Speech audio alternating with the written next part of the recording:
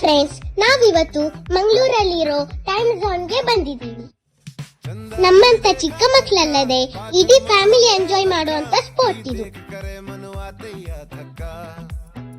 ಇದೇ ಡಿಸೆಂಬರ್ 25 ಬೆಳಿಗ್ಗೆ 8 ರಿಂದ 11 ಗಂಟೆ ತನಕ ಇಲ್ಲಿ ಎಲ್ಲವೂ 3ರಷ್ಟು ಹೆಚ್ಚಾಗಿರುತ್ತೆ.